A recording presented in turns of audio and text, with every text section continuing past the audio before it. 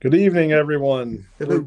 We're going to give it a few minutes. We're going to share this to a couple pages, let a few people hop on here before we get started. So if you give us just a minute, we'll have it all worked out. Did you find it?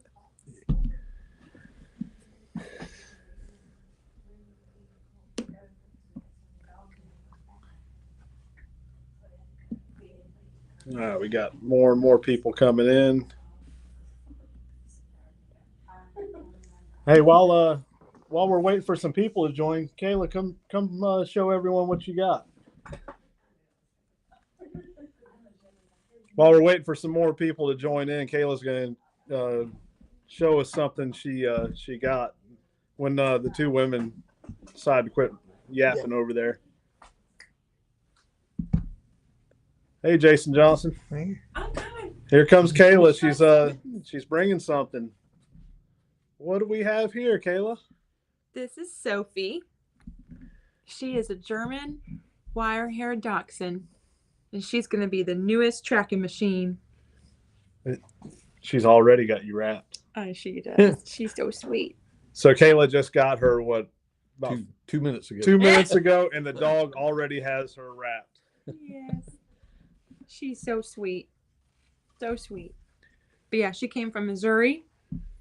From Brad Shoemaker. Yeah. Kenny went and picked her up along with his, but just got back. We were talking about last night, early this morning, and then delivered her to me today. I'm so excited. So this is Sophie. Are you going to track with her? Of course. I don't know. I think you got her spoiled already. Absolutely. I can't wait to take her home so she can meet her sisters. But Carrie Patterson said you are not allowed to be at the event unless you bring that baby. I'll be there. She will be with me.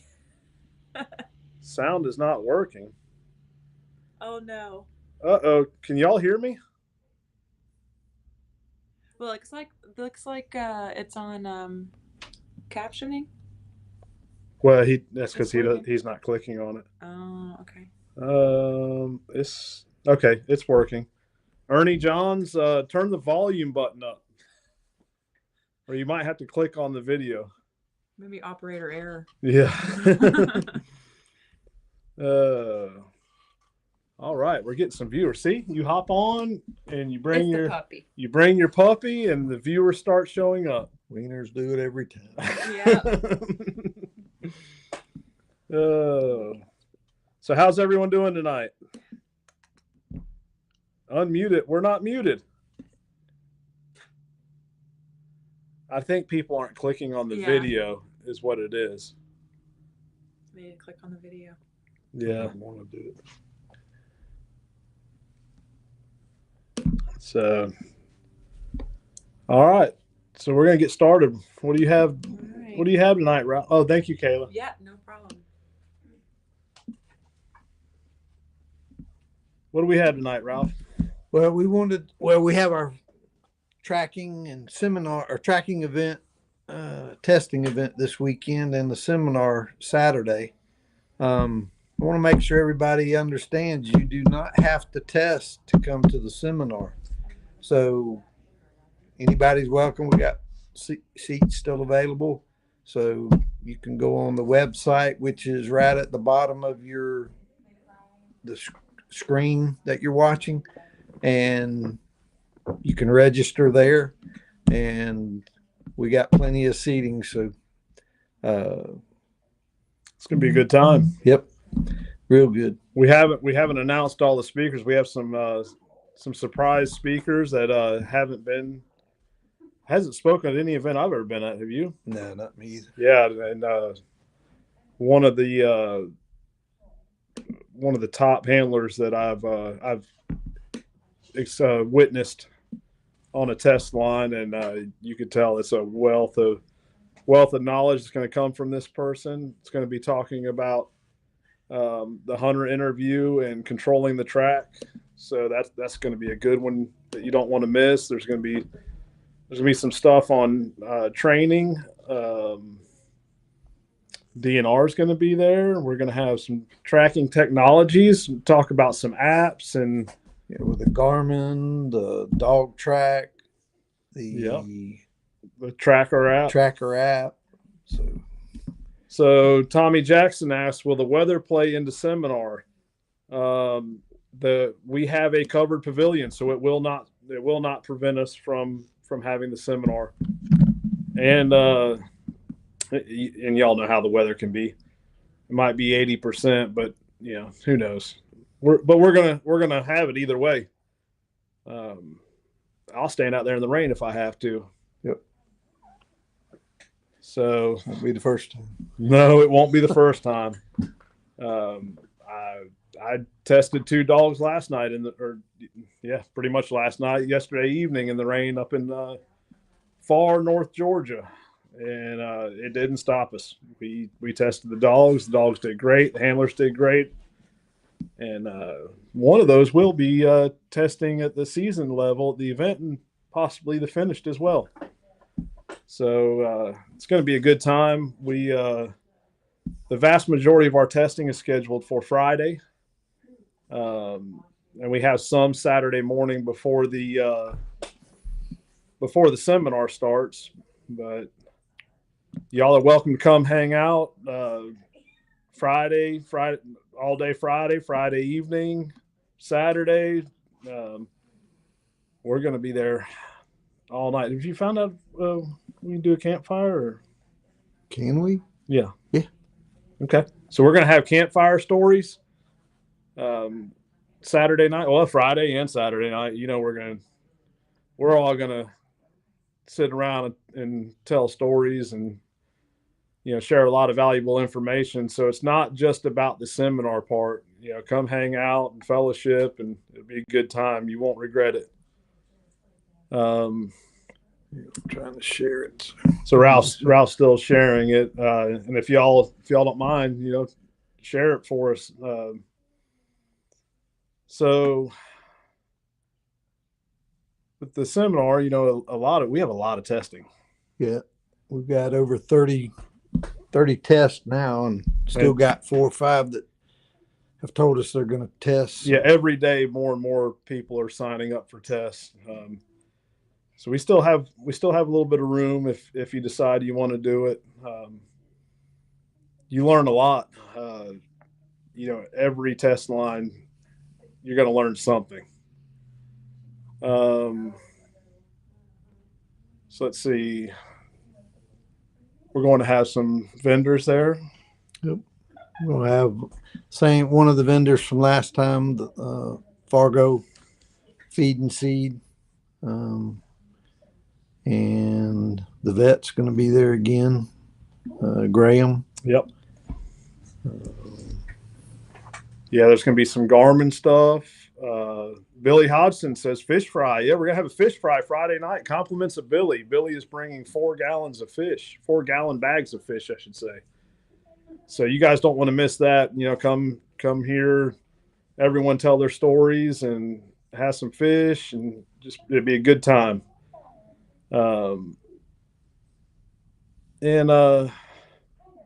So speaking of that, with there being a lot of testing, what advice would you give to someone who's testing for the first time?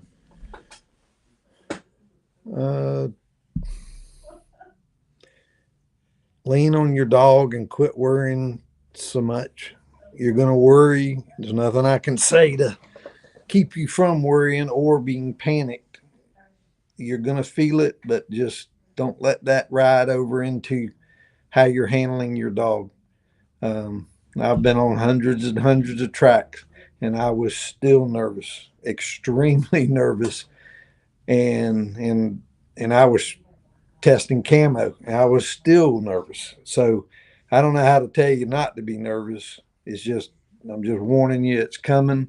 Just don't try not to let that overpower your senses and the way you handle things. That to me is what I see the worst. Everybody worried so much of. I've been hearing just from this seminar, people worrying so much that they almost talk themselves out of testing.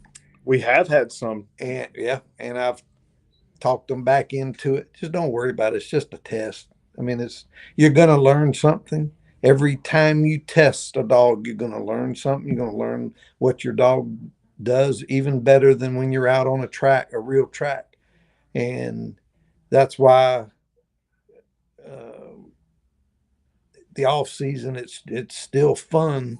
It's a different kind of fun than tracking, but it's still you and your dog are fixing to be a team out there, and you'll see it. Just trust me on that. You will love the experience, and just don't let it don't make it overkill. It'll be okay. And that's right. Treat it as a normal track. Yep. And don't change nothing. And we tend to trust our dogs on a regular track more so than you do a test. Well, just trust your dog. Your dog, if it's smelling everything the way it needs to, they're going to drag you along for the ride. And that's just, to me, that is the biggest thing that I see. And I tell you, as a trainer, I get a lot of people that call, "Hey, how much will you charge me for me to come out and watch my dog?" This is a great opportunity. Absolutely. You know, it's really not that expensive for the valuable information you're going to receive. And you know, you'll have a different set of eyes watching. You know, and if somebody that is, say, you're nervous or want to, if the handler is okay with it, they might allow you to go with them and just observe as you're going through the test. Because we like the real world tracking scenario. And how many times have you been out in the woods tracking with 4 or 5 hunters right there behind you? So that's right. It's okay if you want it. Now, you have the option of not letting somebody, if you're one of the people testing, if you're the handler, you can say, no, I want to be by myself. But if you don't care, if people want to go, you can go along on these tests. So show up Friday and just hang out, because it's not a formal. Carrie said, "Y'all know Mike Alguire are going to let everybody go watch. Mike will probably be live on Facebook." Mike is known to do that, isn't he? We ain't picking on you, Mike. We enjoy it. I know I watched your test whenever you went live. Randy Vick said, I'm just so proud to be here, and I'm looking forward to spending some time with Randy. You know, yep. Randy and I, we weren't able to track as much together this year. Of course, we spoke on the phone quite a bit. You know, I consider Randy a very good friend, and you know, I've been so busy this year, and Randy's been busy tracking too, and it's going to be nice to sit around and get to spend some time with Randy again. I'm looking forward to that. Yeah. So Cameron LaRocca, when is the one in Demopolis again? It is the first weekend in May. Ernie John says, if you fail a test, does it cost the same to retest? Yes. Yes, it does. Because we have time and expenses involved, Ernie. But man, I've seen your dog work. We have been on tracks together.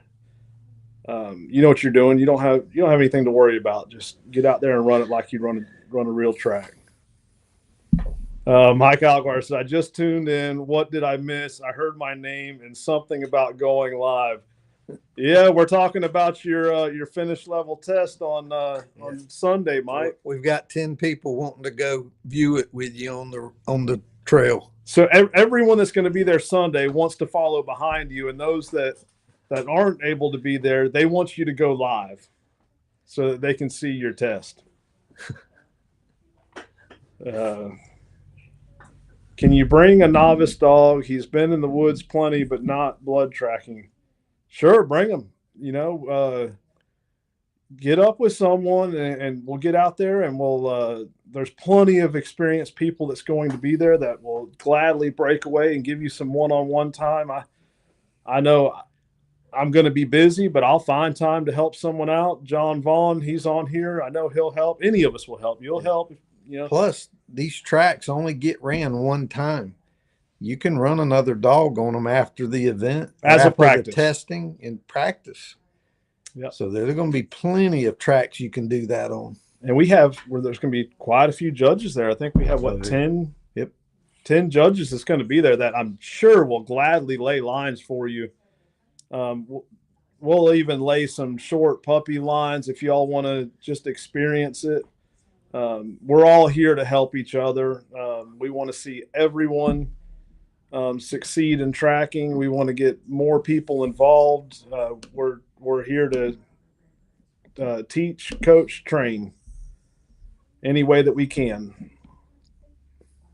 Mike Alguire said, won't be the first time I went Facebook Live on a test. I did it with Shiloh. I remember, Mike, I was watching it. And I seen those little pieces of biscuit that judge laid along the line for you. What's it going to be this time? I mean, this is got some gravy this time. Yeah. You got to have the gravy. There you go. Catahoula. Yeah, I've got a few Catahoulas.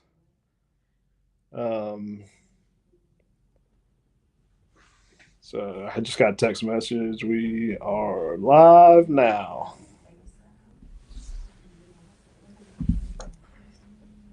Don't tell my secrets. If they can, Thursday would be a good day for novice and puppies to come and get some help. That would be a great day. Thursday would be good. Sunday morning would be good. We do have a test Sunday morning. Mike Alguire is running his finish test. We need as many people there as we can to follow behind him and make him extremely nervous. Who's it? Mike. No, Mike.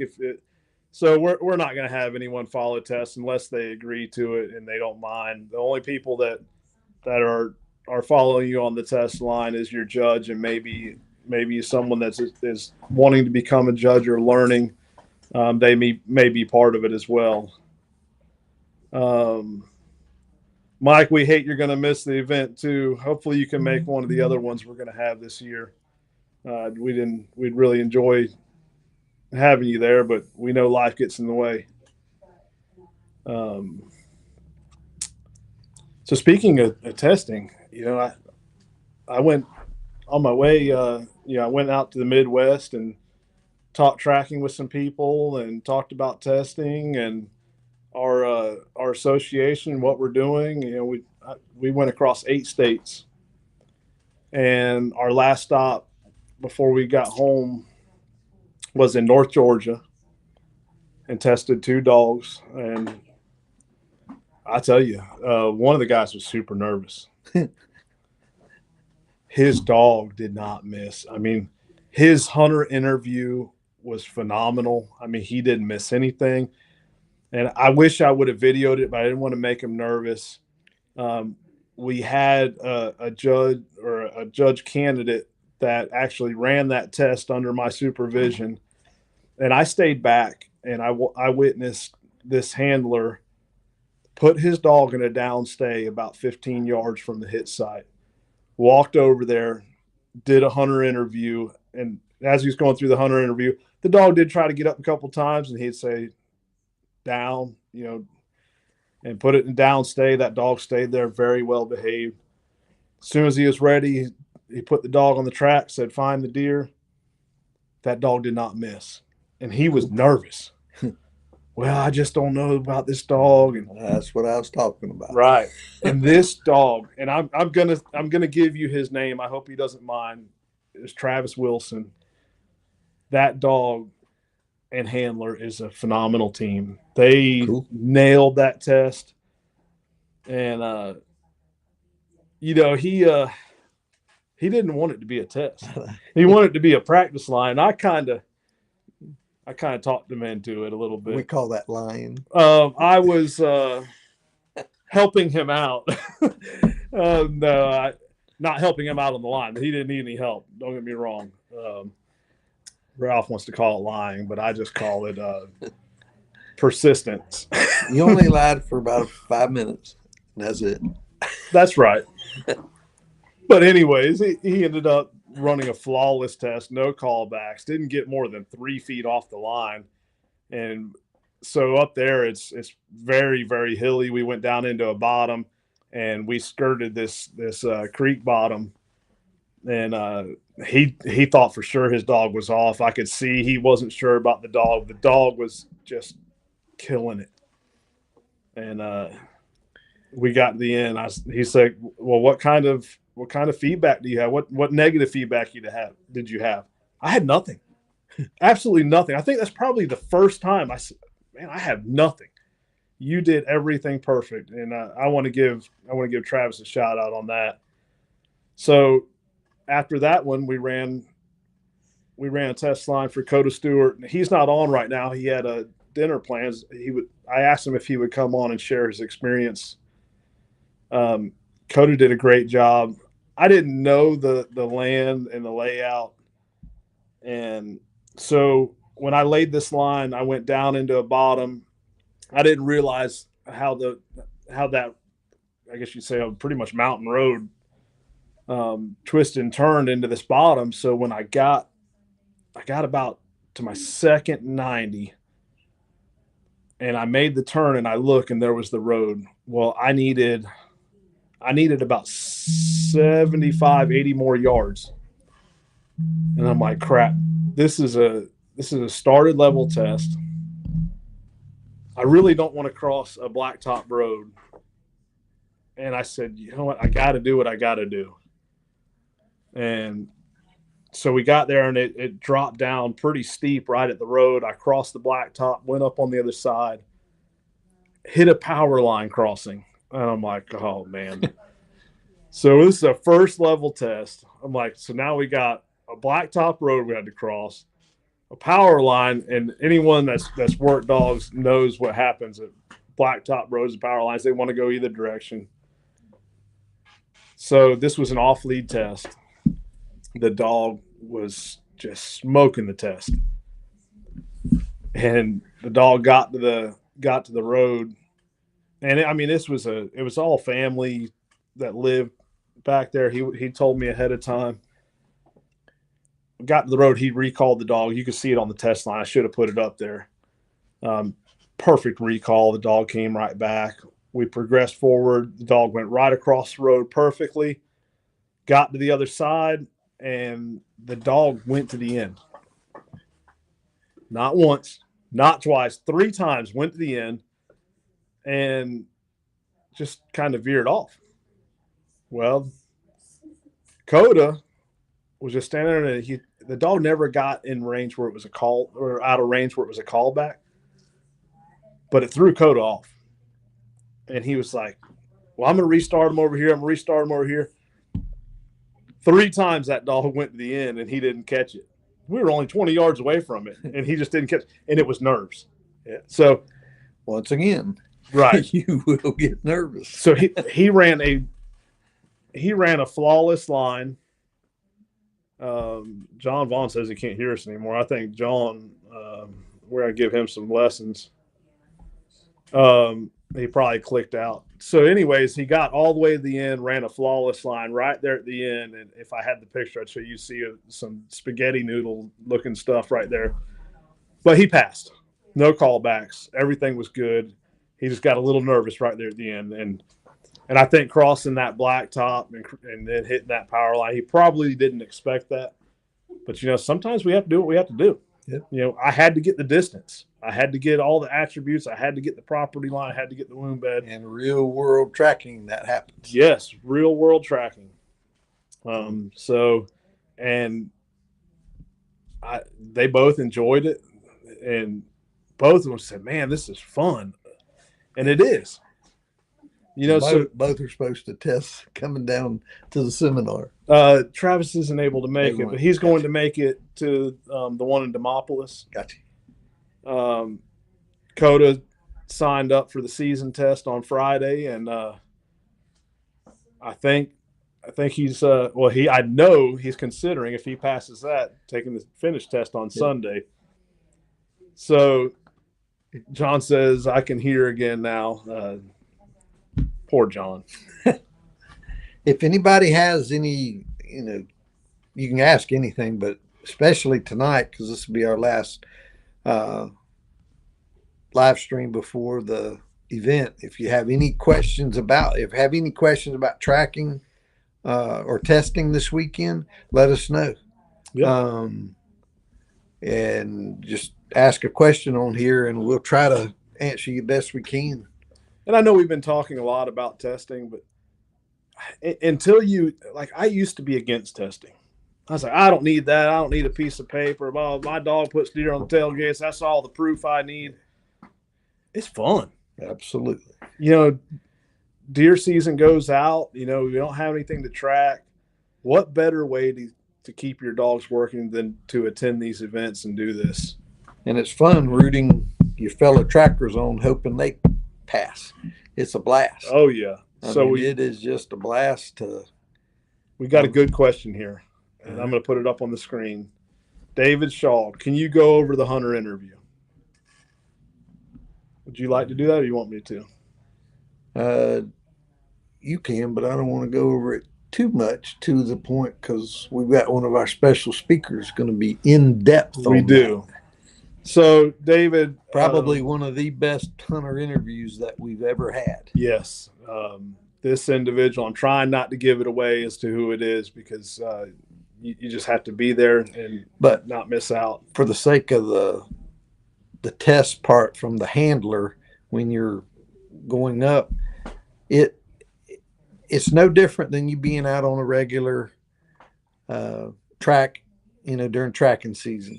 We just want to see and you experience the hunter interview aspect, because you should do it every single time you go to a track.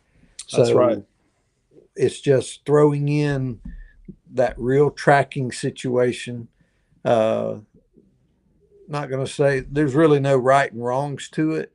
There's definitely better ways to do it, and that's what she's going to talk about at the seminar.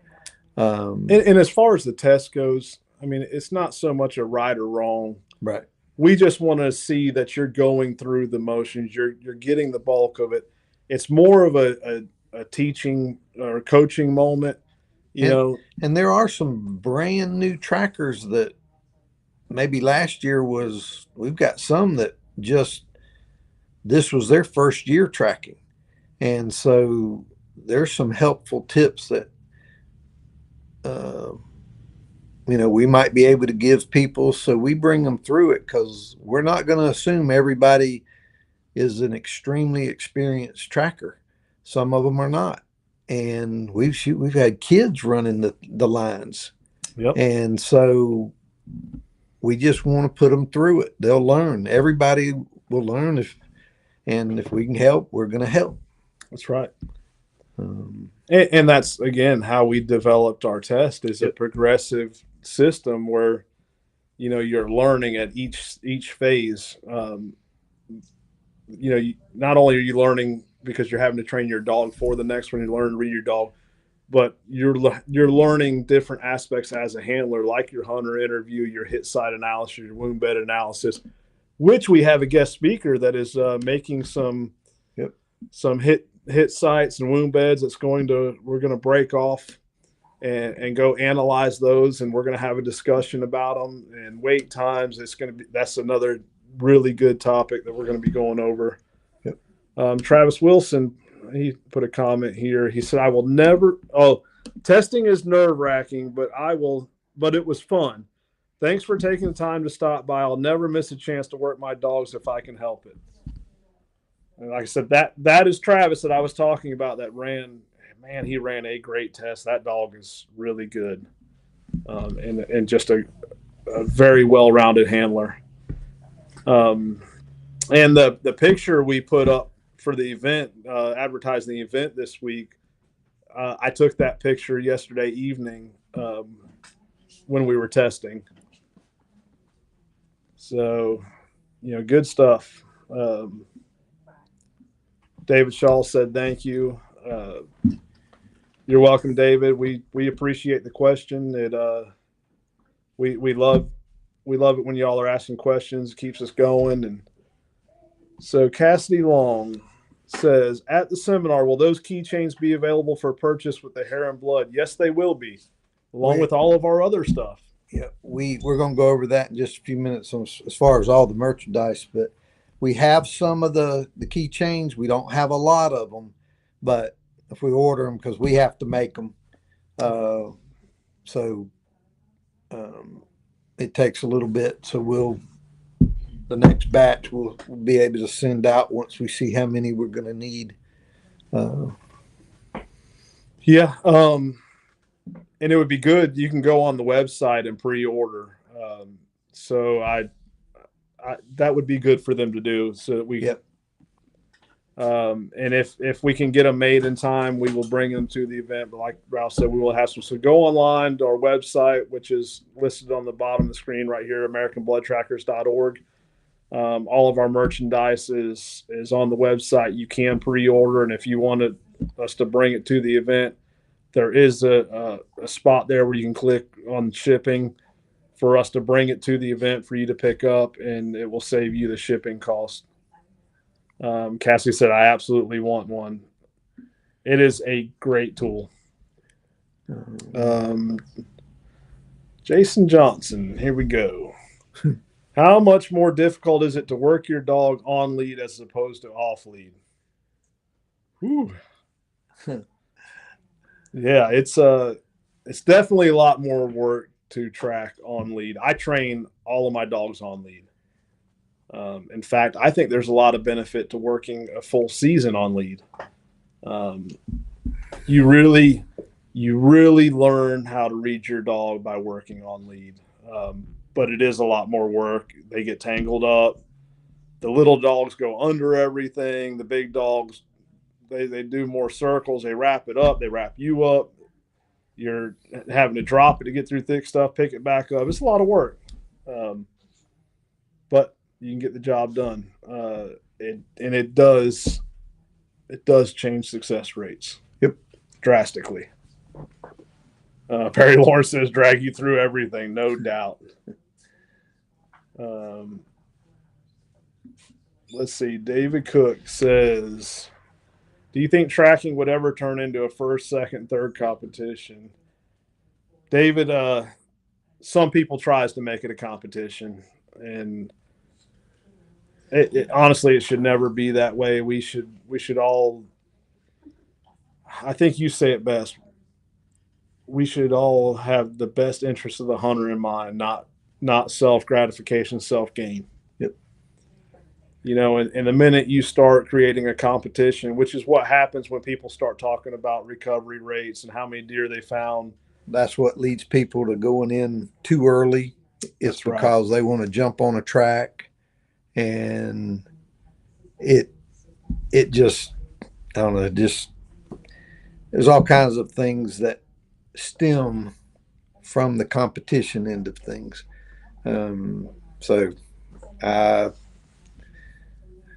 hate it, but it definitely happens. But we've taken our eyes off of the ball when that happens, because it should be. I mean, you might have a dog that's not good for a situation. You should hand it off to a tracker that might be good for that situation. It's all if you've got the right frame of mind and intentions. So Travis Bozeman chimed in and replied, says, I think he's talking about a field trial type sport for tracking. We have talked about that. Yes. It would be fun, just to get a little jab in at your buddy, especially if I can get one in on this guy sitting next to me. No, the field trial stuff we have came up with some ideas like that. We've been so busy doing this, we haven't branched off into that, but that has been one of our items that we want to get to do something with, just because we think it would be fun and it would just, people would have a blast doing it. Oh yeah, We just hadn't had time to really hone in on that yet, but it'll get here. yeah. So everything's been going so fast. You know, tracking season just ended. Testing season's beginning. You know, this association is just taken off. And we've just been wide open. So we do have future plans for stuff like that, just to make a little fun competition for everyone. That will be coming soon. We got to have a short leg category.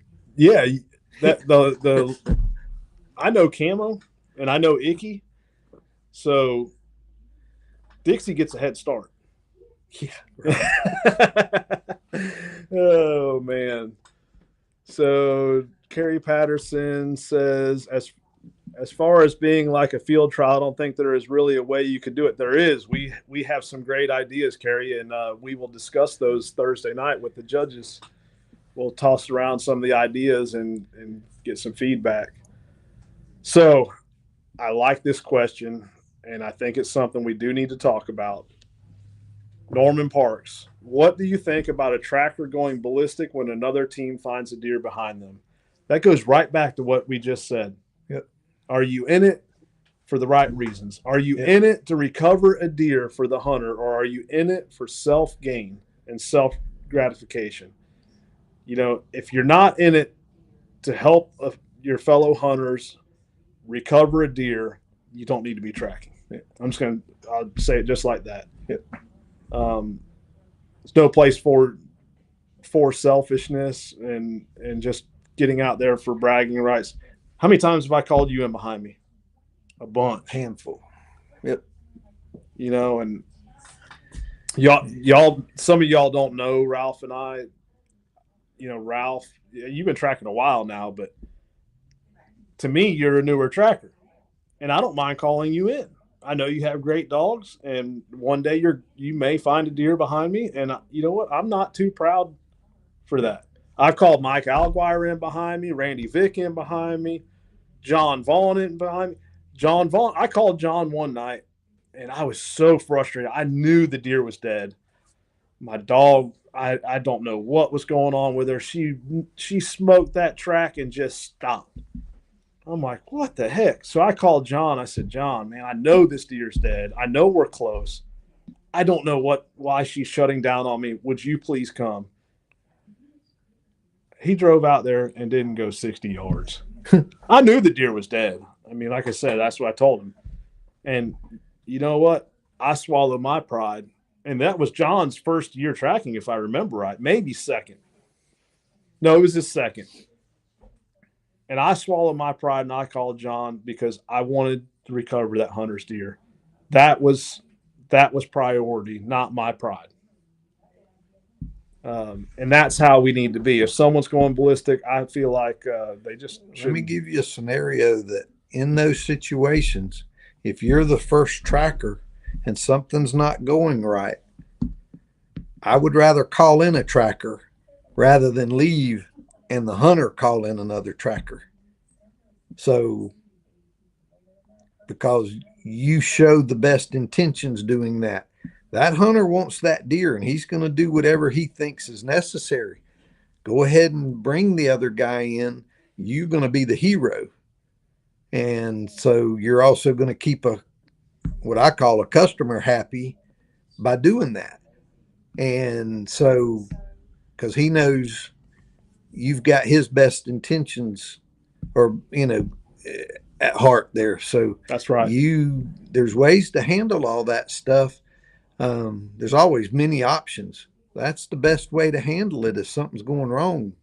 And you can be the hero and somebody else find the deer. Yep. So, we talk about it a ton. Customer service is everything. That's right. And you think how you want, but they're the customer. And if you do everything you can, they're never gonna. Me and Jason Bell and Travis hunt. We track a lot together and have a ball together. But in the end, they don't care how it got done. If you find the deer, no matter how you did it, by bringing in another tracker whose dog get what, they do not care. They're going to call you again. So there's ways to handle that stuff to me. And if somebody, and I'll reverse that question, that guy that gets ballistic, he's dead wrong. And if he done what I've been talking for the last few minutes about, he'd have been a part of the recovery. So, to me, what's his thought process? Just leave the deer? Yeah. That there's no positives to nothing he's thinking, nothing he's done. And he could have done more by calling in somebody else. And we've all done it. Yep. We've all called in somebody else. And, it just, I don't know. I'm not that way. So it's kind of hard for me to think that, but it just. And Randy Vick's on here. Randy will tell you, Randy has called me many times. Yep. Many times. And Randy is a great tracker. Anyone that knows Randy knows that. He's been in this game a long time. Randy has called me many, many times, says, Kenny, I feel like you could get this deer. Will you come up here? And just about every time I get in the truck and I go, and I found a lot of deer with Randy doing that. And I've done the same with Randy. I've called Randy, man, I feel like this deer is dead. I need some help. I don't know what's going on with my dogs today. Anyone I track for will tell you, I always, anytime I don't find the deer, first off, I'll tell them up front, hey, I feel like this deer's going to be live if that's the case, or if my dog's not doing something's going crazy, I'll pull another dog out. Every person I track for that don't recover a deer, I say, would you like for me to call someone else for a second opinion? Every time. There's no shame in a deer being found behind you. So, and Norman responded. I know we kind of got off on a little tangent because that's I can't stand that. Someone that I got to get back up here to it. Someone that can't swallow their pride. So Norman said, in one case this year, I knew the hunter was going back to look, so I recommended that another tracker go with him. I did not tell the first tracker, and he flipped. I don't think he would have if the deer was not found. Again, there's no reason for someone to flip out. I mean, that's childish. And Norman, I will guarantee you that first tracker hopes you don't find that deer. And that's just wrong. That shouldn't happen. No one wants to. We don't like it. Right. Yeah, but we don't like it if somebody does, but it just is what it is. If you find a deer behind me, please call and tell me. I want to know. I want to know where it was, what happened, so that it may be a dog had a bad day. Maybe there's a training opportunity. Maybe I made a mistake. I want to know it. Randy Vick says, it sure feels good to find one behind a drone, though. Yeah, we found a couple behind drones this year. But drones have their place, and I know that. It's the technology is here. And I personally, I think there's a place for it. I just think there's some things that needs to be worked out. See, Mike Alguire chimed in. Let's see what he had to say. Just like a couple of years ago when me and the dogs were absolutely whooped and I knew the deer was dead and I knew my dogs were not tracking properly due to being exhausted, and I called you with no hesitation. You were there and recovered. Yep, I remember that one. And I was right there that year. I think it was 2 years ago, Mike and I think we both ran like 8 or 10 tracks that day. We were freaking whooped, but we worked together as a team and we recovered the deer. And I'll get up from dinner. I'll quit doing whatever I do. And if a tracker calls me to back him up, I'm coming. There is no doubt. Yeah. So long spur tracking and outfitting. Love it, guys. Keep it up. 100% backing up here. We had to call in Andrew Darby, Devin Brown, and Jen the Chocolate Lab behind us this year. They advanced a half mile and found what was left of the buck in a creek. We had 2 young dogs that were confused. I love this. Everyone chiming in. Long spur, Sean. We appreciate the support. By the way, your booth looked awesome. Did you see his booth at that event? Yep. Man, that was an awesome booth. And Sean, we appreciate you out there promoting tracking to the hunting community, and that's what we have to do. Without hunters, we won't be trackers. So Mikey Maynard says, just tuning in, new handler this year. I have 2 pups I'm training for this upcoming season. Any advice on how I should handle training them? First off, I recommend you come to the event, and Mike, you can give us a call. That John and I we've supported you. We'll continue to support you. Anyway, it's hard for me to give advice on here unless it's a specific question, because every dog in every situation calls for a different type of training. Everything is dog specific and handler specific, to dog and handler together. What type of dogs does he run? He has 2 Ladner Blackmouth Cur pups that he got from Chris Wilson that he's training. And so Mike went through our mentorship program this year on the Florida Blood Trailing Network, and he has done great things. Cool. He's really stepped it up, and I'm proud of you, Mike. You've done a great job this year.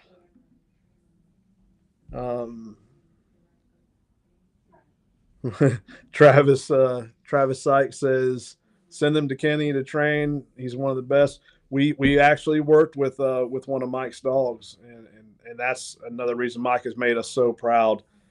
We love seeing these dogs we work with get out there and find deer, but we're laying a foundation, and it takes work after the training.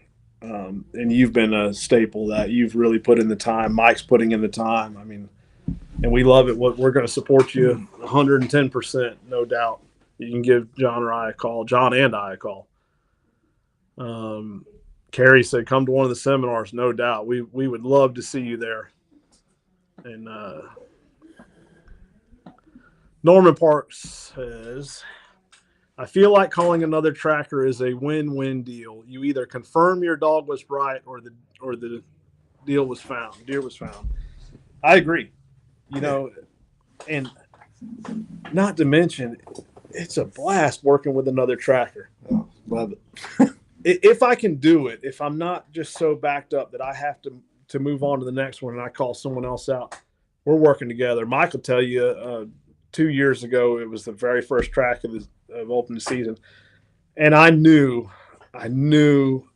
this deer was alive. It was a high intestinal shot. I told the hunter, I said, look, we're not going to get this deer tonight. It's going to die. And I said, it's probably going to die right here, because we were right in its bedding area. There's no doubt we were in the bedding area.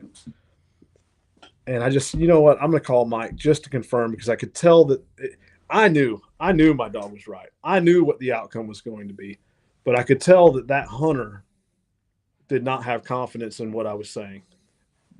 And it was a younger kid. He just didn't know a lot about tracking wounded deer. Mike came out there and confirmed. I mean, his dogs hit the line, went the same way, jumped the deer. We pushed it across the road. You could see the tracks. You could see where it was dragging. And we both told him, hey, your deer is going to expire. It's likely going to be right here in this general area. And sure enough, the next day, they found it dead. And it did a big loop. It came right back. Everything worked out exactly how I said. But I appreciate Mike for his willingness to come out there knowing that he was only coming out there to help ease a hunter's mind. But we did that because we didn't want to lose that hunter's confidence in trackers. Yeah. And so at that point, it wasn't about finding a deer or, thinking my dogs was wrong. It was about earning that hunter's trust and educating that hunter so that he will trust the process the next time. And that's something that's not talked about a lot. Yep. And sometimes even your hunter interview, I have changed and called. I've had James Long a couple years ago.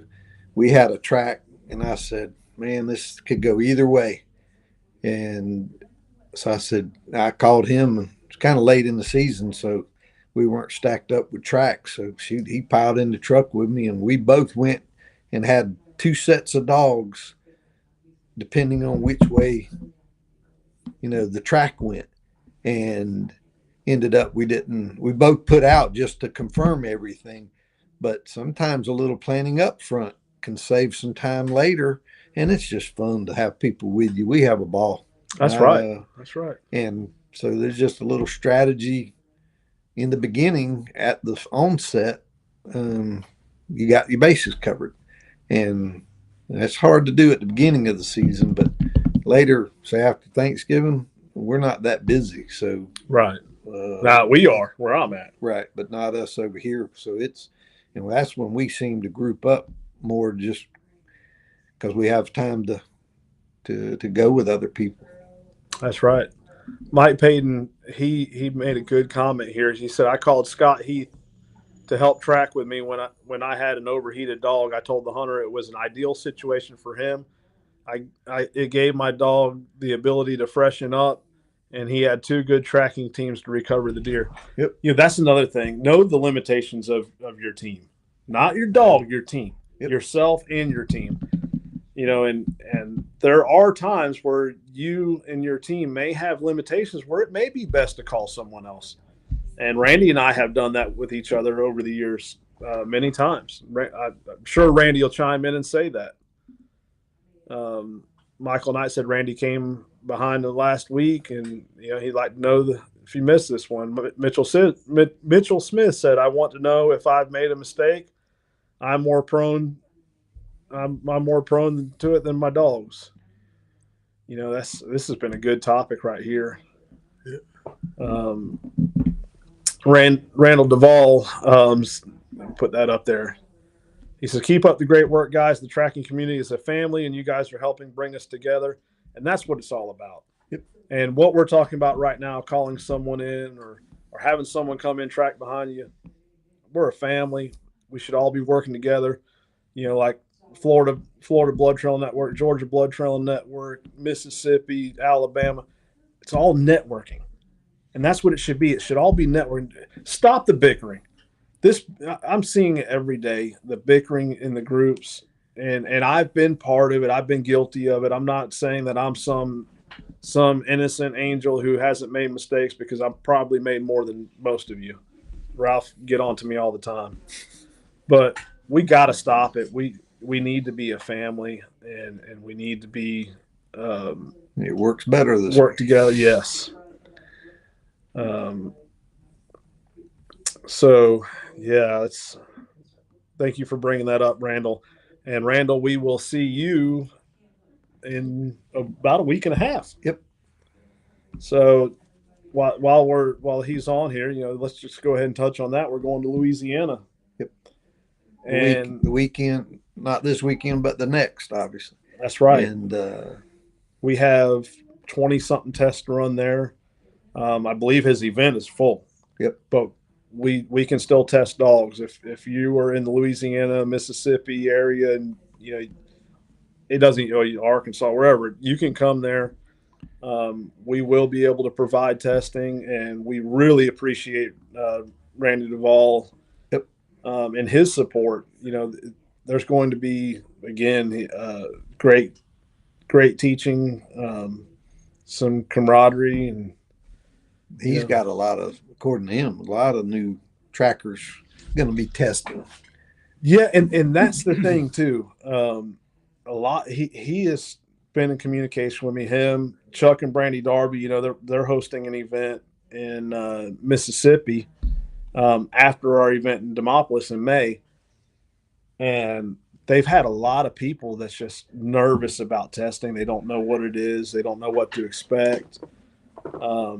So we'll get some videos out there to maybe help ease people's minds and they can understand the process. We're not out there to beat anyone up or nitpick. We're there to help. And I don't know if Kayla would come in here and share her experience or not. But I think it would be good. I think it would. Yeah, Kayla, do you mind sharing something with everyone real quick? Just real quick. So I'm putting her on the spot. She's over there playing with her new puppy, and but I think it would this would be good. Sit in. Sure.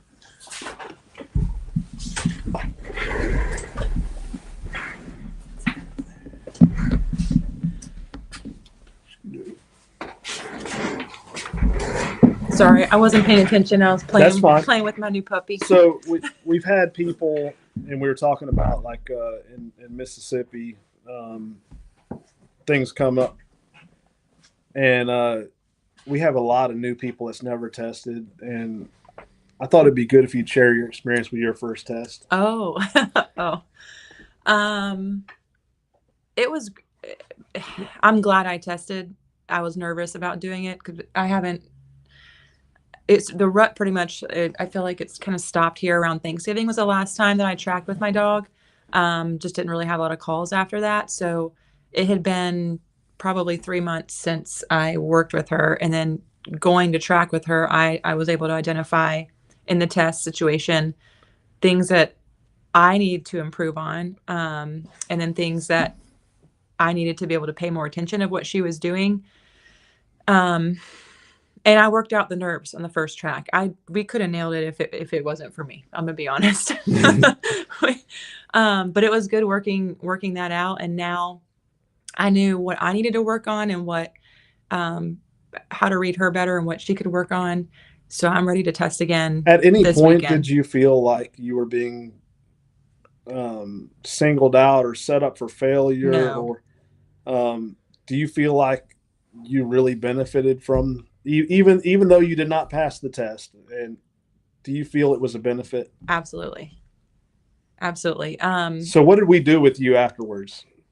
Okay, so afterward, Kenny took me on the track again with the dog, because at this point we knew the track, and I did as well. Because the problem was I've always laid tracks myself for my dog. I've never gone well, I shouldn't say that. I've gone on blind tracks when I actually track a deer situation, but I've never done a mock track with someone else's laid. So I've always known what the track looked like. So in this situation, I didn't know the track. And going back on it a second time, Kenny was able to help me identify the behaviors of my dog and how she was acting when she was on it, and then how she was acting when she was off of it. And watching her correct herself. I did learn, and I've known this, my dog wants me to be with her. She seeks approval from me and wants me to follow her very closely. She does not want to go ahead more than really 30 yards maybe. So on the second track, I was able to follow her a lot closely, and she would correct immediately and went straight to the hide she probably did it in 12 minutes. Yep. And the first track we did it took us right at almost 38 minutes. And I wasn't the judge on the line, but yeah, I was behind. I was watching. I actually recorded it so that you could see, because I knew your nerves were getting to you. It was 100% nerves. I mean, no doubt. Her dog was actually nailing it the first time. Her nerves got to her. Yep. And she really didn't believe what you were telling her till she saw the video. Right. Yeah. And it was nerves that even did that. Yep. Yeah. I was ready. Like, I'm like, let's do this again. Let's lay a Yeah. track. I'm going to, but we didn't have time. It was getting dark. So Right. I'm ready now. But we made sure we took that time to go back over Absolutely. it with you so that you would be prepared for the next one. So for the ones that are out there that are nervous and never done anything like this, I just thought it'd be good if you come and share the experience that you had. Yeah, it was, I learned a lot from that. Even though I'd already been on tracks, I learned so much just from that test that, about myself and my dog. So, Yeah. Yep. Well, we appreciate you sharing that. Absolutely. Yeah. I didn't mean to put you on the spot, but people were No talking problem. about it, and No what better way for people to feel better about it than to hear experience like That's that. Right. Norman Park says, "Have a great event. Would have come, but decided I needed to keep life another year." How do I correct a new puppy on a mock track? So it really depends on what's going on. So it would be great if you're going, and I believe you are going to be at the event. Yep. Let's plan on getting you paired up with someone so that we can see what's going on and we can give you some hands-on feedback, and we will gladly do that, Tommy. Can I add something just to that? Yeah. And obviously there's tons of things that the correction part could cover. Me personally, all I do on a simple answer to that question, which is not a simple question, I bring them back, not correcting from a getting onto them stage or something. I always come back with almost like a treat scenario to bringing them back to the blood or bringing them back to the trail. To where you knew they were on it. Yep, to where I knew they were, to create a positive situation for a young dog, because all they're looking for is good stuff.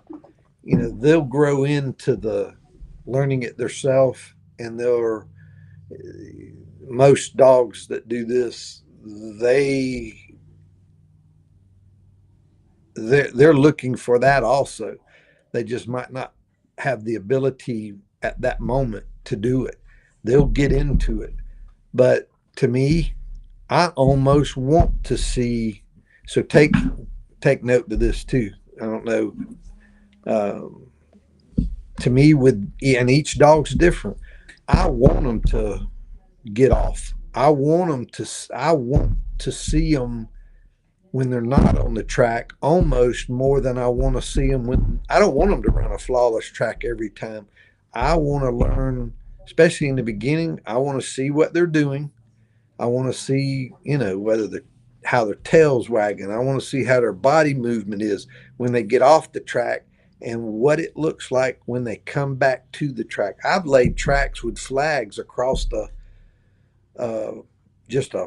like a pasture, just so I could see the trail and sit back and just turn the dog out and let it, like I'm casting it, just to go find it.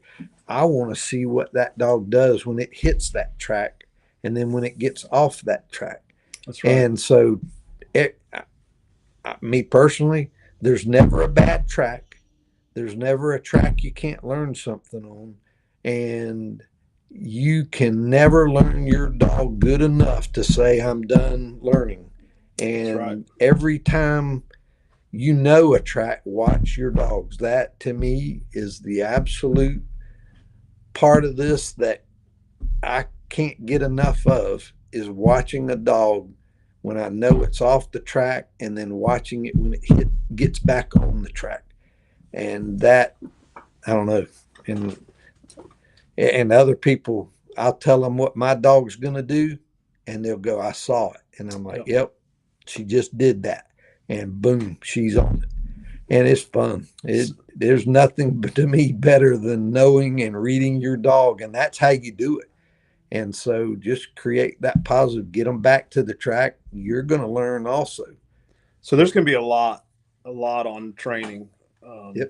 We're going to have a whole segment on training that you don't want to miss this weekend. And when John and I, when we finish with a dog and we call the owner and we want them to come pick up their dog and we lay a line, we intentionally set that line up with areas where that dog is going to mess up or try to. Sometimes it doesn't work out. But the reason why is so that they can see how that dog reacts and see how to read that dog when that dog gets off the track.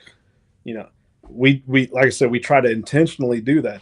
And if I'll go off on a tangent about this, so I need to watch myself because we're going to go over a lot of this stuff at the seminar. And I could spend hours on this right here, but that's a good question. And like you said, you learn your dog when your dog screws up. Oh yeah. So that's where I'm gonna leave that at. But Tommy, we will cover that at the event.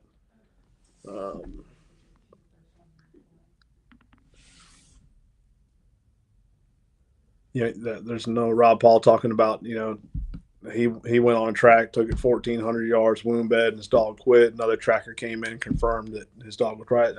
And sometimes just that alone is a confidence booster for us. Perry Lawrence says, I'm running the off-lead test this weekend just so I can get advice and see what I'm doing right or wrong. Jet has been working on lead the whole 4 years now, but I need to go off lead for my sake. You're never too old to learn new tricks. That's right. And I spoke with Perry on the way here. And I know Perry's dog very well. I actually gave Perry that dog. And Perry's a good handler, great guy, and I really like him doing this. Not because he's coming to test. Don't get me wrong. He's reaching out and saying, and he could have came to us. He knows he could have came to our house. I mean, he hunts in our hunting club. He's got a camper right there. I mean, he's always right there. But going to things like this and knowing that you may have some other people that may see something or have a tip, I learn all the time. And, Perry's on the right track, and that's what makes Perry such a great handler. Yep. Let's see. Mike Alguire. This question hasn't been asked, so I will ask just so everyone will know. What are the time limits on the test tracks? Such as amount of time does each level have to sit before being run, and how much time is allowed to run that particular test?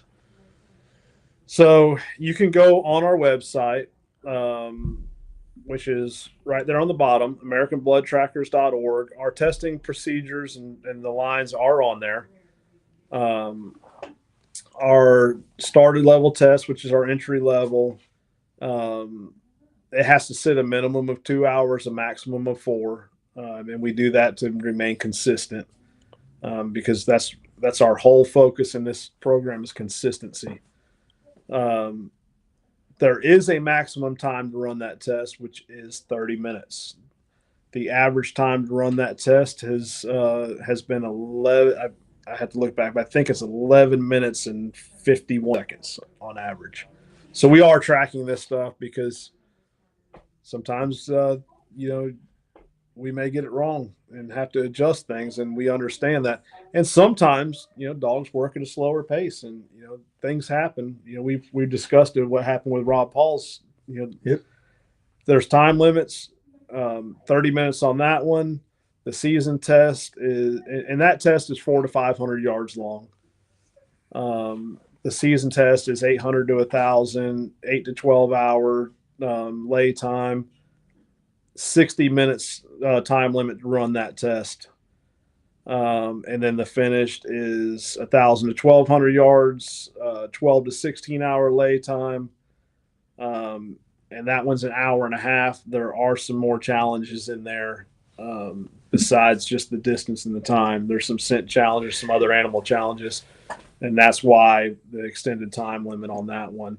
And that one, the average run time on that one's been about, if I have to go back and look, because we haven't had anyone pass that one yet on an official level. Right. We've had it on the what's the word I'm looking for? Basically when we were developing and testing these lines, we've had some dogs pass it, and the average has been 49 minutes on that one.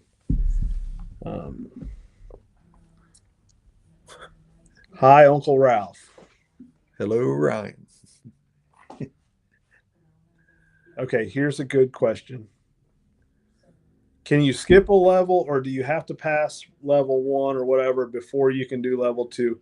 Definitely. You do have to go in order. And the reason why is because of the handler aspect. We are certifying the handlers as well as the dogs. It's a team, and it's developed with a progressive system. Like the first one we talked about, the started level test. You have the hunter interview. You have a property line. So with it being an entry level test, it's kind of entry level, basic handler side of things. Then when you get into your season, that's when you really start getting more in depth, where you get into hit side analysis. You're not showing the direction of the line, so you have to trust your dog and work your dog and line that out. You have a wound bed analysis. You have a property line where you have to wait, and if you're on a off lead test, you have to recall your dog so it doesn't cross that property line. You have to wait 5 minutes like you were calling for permission. So that's why we have it set up where you have to go in order, because there's a progressive system where we can see your progress and your development as a handler. So you are not able to skip for those reasons. So we have a question here. This is Travis from Maryland. Ralph, you helped judge us last year in Alabama. We failed our first test due to my nerves. The year before, and almost did the same with you. We learned at a PhD level from the failure and the successful test. Yep. And I got to meet Travis as well. We all got there a little early, and that's one thing I love about these events is meeting these trackers and then getting to follow them. He may not know this, but I followed Travis this year on social media and me too. His recoveries, and he's from Maryland. Right. And my knee just locked up on me. And that's another thing about these events is building these relationships. And like I said, I haven't got on his social media a lot and chimed in, but I have followed him, and I've enjoyed seeing those stories and making those what friendships. Do you mean you haven't been on social media chiming in? On his. Oh. On his. What are you trying to say, Ralph? I said what I said. And I did miss a comment earlier, or a question. Corey Griner asked when the next event was. The next event is this weekend, Corey. We want to see you there. No excuses. So after that, you can go on our website and our Facebook page, and all of our events are listed. We do have actually about 3 more events in the works. So we have 4 on the books right now. And I know of at least 3 more in the works that are all over the country.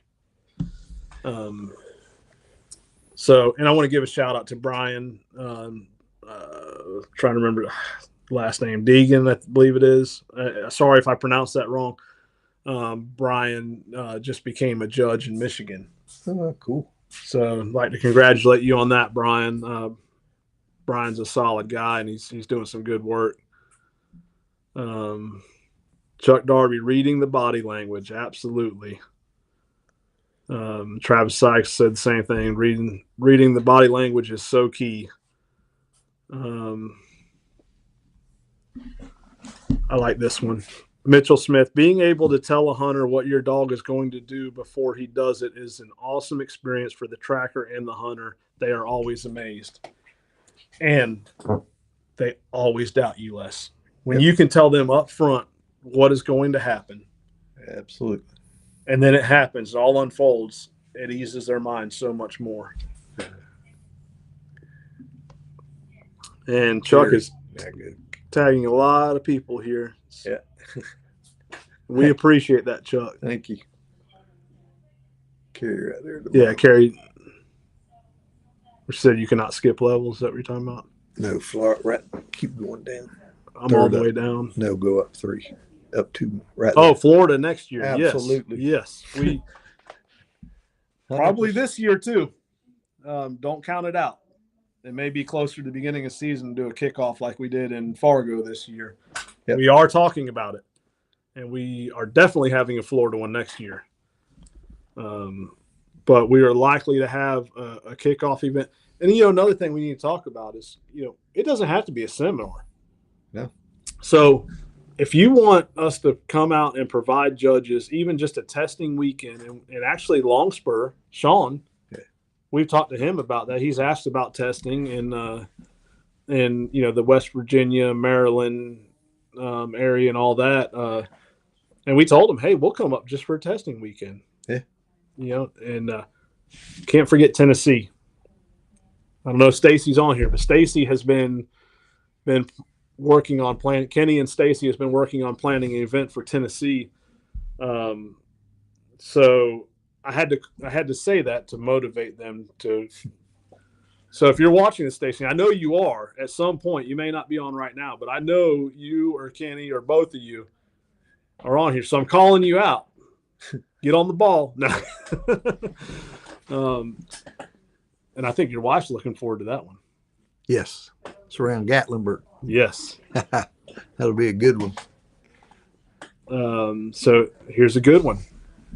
Tommy Jackson, is it open to come watch the test Friday, or do I need to pay to watch? Dude, Come on, Tommy. And I can tell you, I can't speak for everyone. Some people may not want you tagging along on their test lines. Feel free to tag along with me. I'm quite confident John Vaughn will say that you could tag along and follow him on his test lines. John is, well, let me rephrase it. I was about to say John is asking to handle one of my dogs. John is demanding to handle one of my dogs. So one of my Catahoulas for sure will be testing, and John will be handling it. And my son, he is not in here, Dakota, is going to be handling a dog on a test for the first time. And you know what? I know this dog can pass the test. I don't know if Dakota has it in him to pass it, but you know what? Even if he fails, it's a good experience, especially for a kid.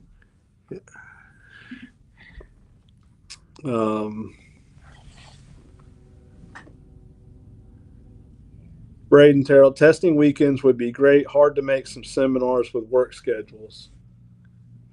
Yeah, and we do have private testing every level except for finished. Finished is done at an event, and really, it's because of the amount of workload it takes multiple people to administer that test. Carrie's whining. This year, heck, I feel left out then. You won't be left out. I promise you that, Carrie. We are not leaving you out. You're doing great things with us, and we appreciate your work. And I don't want to do it, so you're not being left out. So again, we appreciate Chuck tagging everyone.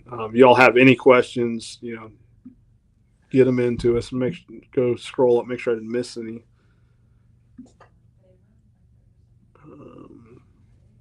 While he's doing that, a couple of the other, was talking about the items that we've got. We've got in a couple of new items this week that we'll have at the seminar.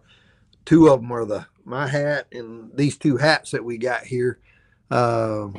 Take yours off.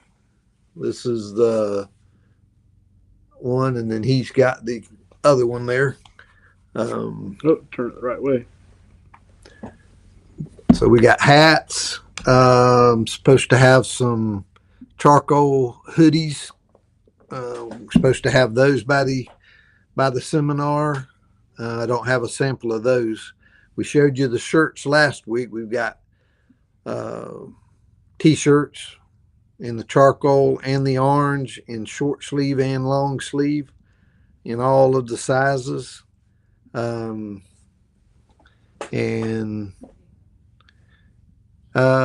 everything I believe is on the website also, except for the hoodies. Correct. So you can view them on the website. And as we've got some we won't have them for this event, but we'll have some dog bowls in the near future. So, and we'll how have a bunch of does stuff. how does this help us? This merchandise. I mean, Well, it lets us be able to travel and not have to worry about if it's killing us on gas, or we can go to smaller events. Yep. We can go, on hotel rooms Yep, and that for the type of judges stuff. and it sometimes we have to pay for venues, and sometimes we got to pay for that stuff whether one person shows up or 50 show up. Yep. So it just, I don't know, it just goes right back into it to where we're not making money. No, God knows. And so it just helps to keep the ball rolling. That's right. And it just, I don't know, just creates a camaraderie when we're doing this to where. And the other thing, people see us. So I get this a lot. If I'm wearing like this shirt or one of my other shirts, and we're in the store, and people start asking questions. Yep. And it opens up those conversations where we can educate and promote what we do.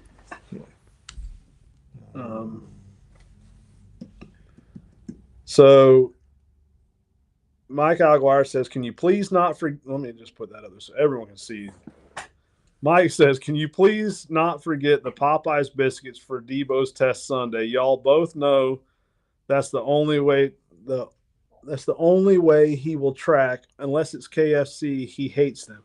So we need to get some KFC biscuits to put on that trail as a distraction. Appreciate you giving us a little tip there, Mike. Good luck. So Jacob Thomas says, when's the competition / field trials coming? Stay tuned, Jacob. We've got to do so. That's the third one tonight. Oh, yeah. Oh, yeah. We might have one this weekend. You never know. You got to show up to see.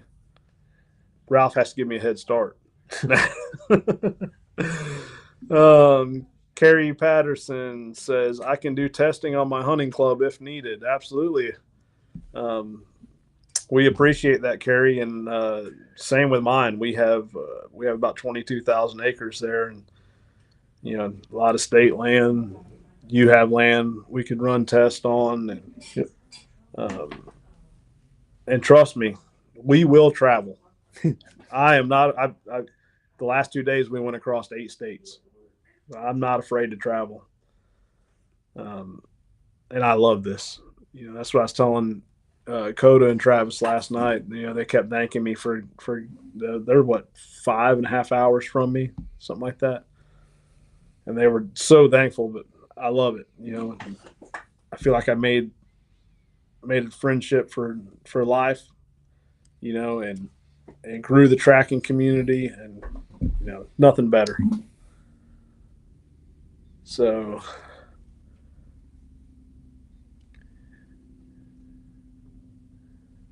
Carrie said, I have 2,000 state land close by too. Yep. And we've been there. Yep. We went there and we worked with Carrie when she was starting to become a judge. And it's good property. Carrie did a great job. And, we shared it before, but she brought up some stuff that, she made, I guess you would say, a mistake. I don't know if it's really a mistake, but She figured it out before it become a mistake. So she laid a scent challenge for one of these tests, and she started running her dog, and before she even got to it, she said, oh crap, I shouldn't have laid it that way. My dog's gonna bypass that. And it did. Yeah. So that was a learning lesson for all of us to make sure that we included that in our training for these judges. Because that's one of the things that we bring up when we're talking with other judges is that situation, because it's easy to make it happen, and you don't want to do it. It's not the dog's fault, so we just want it to be the way we need it to be for the testing aspect of it. She realized it. That's right. So Billy Hodgson asked a good question right here. How much land do you need to host a testing weekend? So Billy, on average, it's about 4 to 5 acres per started test. About 8 to 10 acres for a season test and a finished test. It could take more, but about 10 to 12, maybe even 15, depending, because we have to meet some challenges in that one, some terrain challenges. So an environmental challenge that we have to meet in that one. At a minimum, that one takes about 10 acres, but depending on how the environmental and challenges work out, sometimes it may take a little more. It also depends on how many people. So hopefully that answered your question. Chuck Darby, we have plenty of room left for both the events in North Mississippi, seminar and testing. Yes, we can't forget about that, Chuck, and we will be promoting that pretty hard. And you're right there by several states that hopefully will jump in on that. And we'll start promoting that one also. Absolutely, pretty hard. I'm excited about that. When I drove right by there. I shouldn't say right by there, but I drove near that area 2 days ago. That's some beautiful country right there. And I know I'm planning on going on a fishing trip when I get there. What? I'm planning on going on a fishing trip when I get there. You going? Yeah. Chuck, you going to join us for that fishing trip? So here's a good one, and I want to share something on this one. Craziest request for a track. This is from Jordan Norris. Craziest request for a track other than deer. I got called to track a gecko. So you're going to like this one, and you may think that I'm making this up. My wife can confirm that this is 100% legit. So I got a call from a tracking list on an organization's website. This lady calls. She said, I need someone to help track my dead dog. I was like, okay. She said, my dog went missing and has made contact with me and told me that it is dead. And this dog was killed by her neighbor. This dog told her that her neighbor killed the dog, and that if she can get another dog there, her dog's spirit will lead them to where that dog was buried on the neighbor's land, so that they can prosecute the neighbor. That was my strangest track request. Okay. Yeah. What about yours?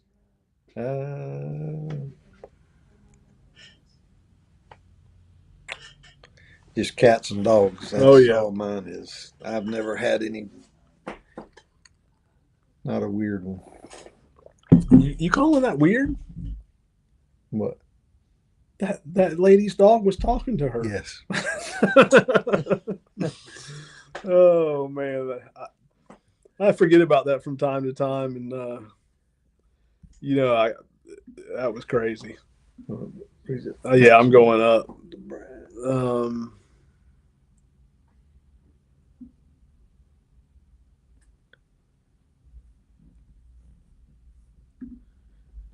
This is Brian. Chuck Darby, how can I watch this besides right now? Brian, this will stay up on the American Blood Trackers Association Facebook page, YouTube, the Mullins Dog Training. You can find it on any of those. Anyone that shared it should stay on their page. But you can go back and watch it at any time.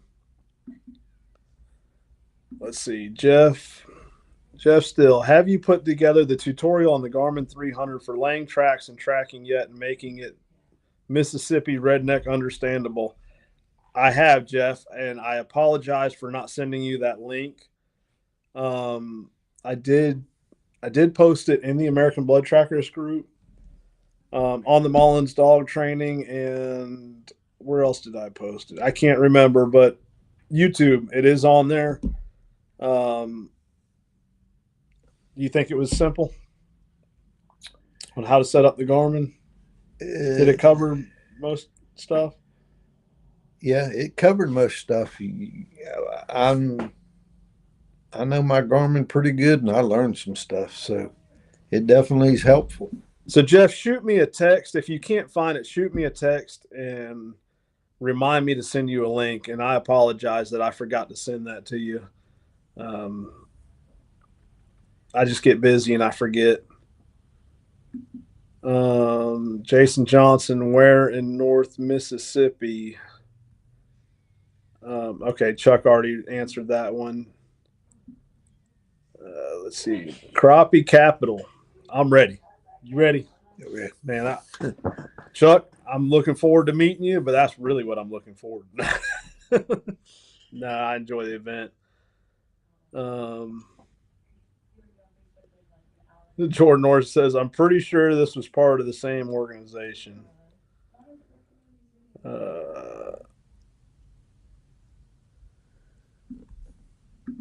So here's the good one. I got a call from a lady to track her son that had run away 2 days earlier. Wow. You know, we had a person in my town went missing the other day, and they called a dog out there. It was 2 hours afterwards. The dog couldn't follow the scent trail, and John told me today, he's like, man, we've got to train a dog for search and rescue. So that's our next mission. John and I will be working with the local emergency management, and we will have a search and rescue dog. Let's see. Chuck Daugherty, mine was to track horses that were lost on national forest. For some horses that had been out over a week, there was actually someone looking for a tracker in Ocala area. I think it was that was wanting someone to track horses. That one for Jeff right there. Will, the next one. Thanks, I will find it. Yeah, he's talking about the Mississippi. We'll have links and pin drops and stuff on the site to where just give us a little time. We'll have all those to where it'll be easy to find. Yeah. This is a good one. You know, Mike has all the crazy stuff happen to him. Mike's just a magnet for crazy. I guess crazy attracts crazy. Is that what it is? Craziest call was to track a drone that the battery died in, and it went down. He said he watched videos where the dogs took scent from the batteries in the remote. Wow. To be able to track a drone, I told him that's not how that works. Not even with the bloodhounds. You know,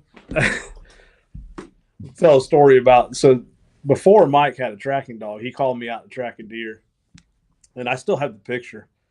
And we're tracking on this property. Mike didn't tell me about what we were about to come across. And we're tracking along, and, you know, I'm looking down, I'm focused on the ground, and I look up and I shine the light, and there's this old car with a skeleton in it, a full body skeleton. Middle of the woods, like 1 o'clock in the morning. And I was like, holy, what the heck is this? Evidently, the guy that owns the land sets up a little haunted tour and had this skeleton in there. I'll find the picture, and I'm going to share that picture with you guys. I'll never forget that moment. That was something. Yeah, that was Mike said that car is still there with the skeleton. Yeah, I'm gonna have to find that picture. That was something.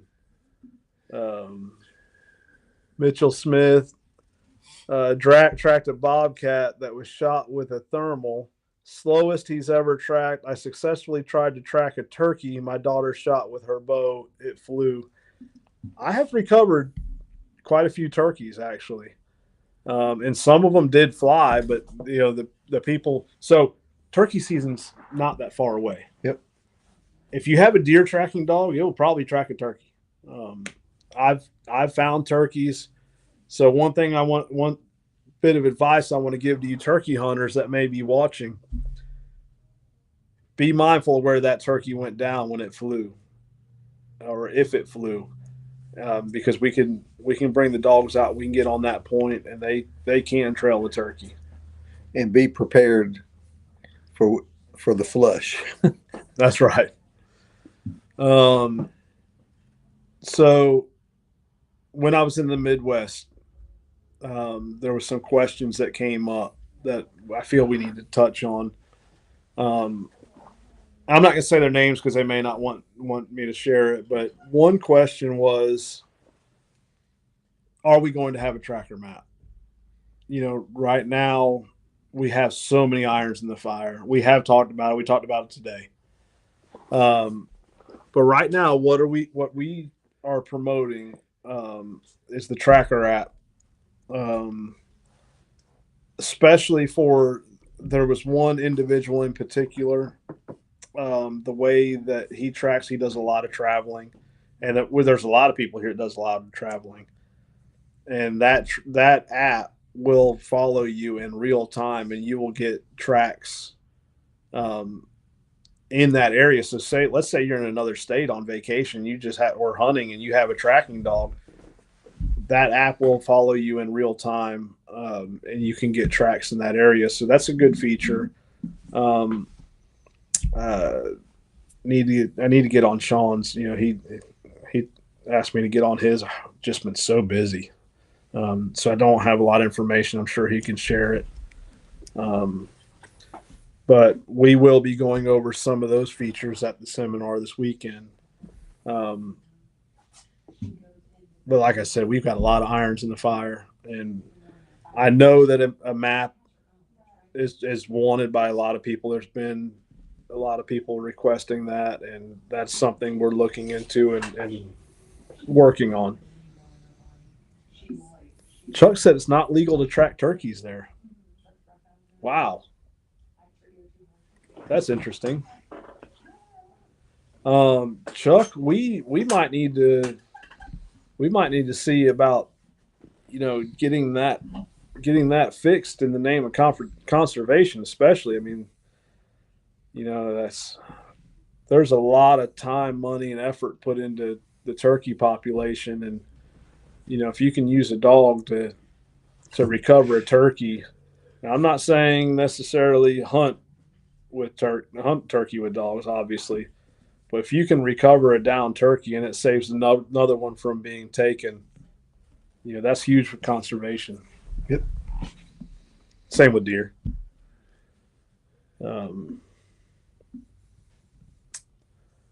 So I believe we have covered all the questions, and some more may come in. But is there anything that you wanted to touch on, Ralph?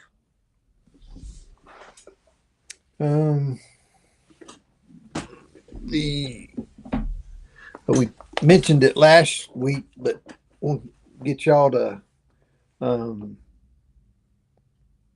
try to get this magazine. I'll see if I can hold that closer where they can see the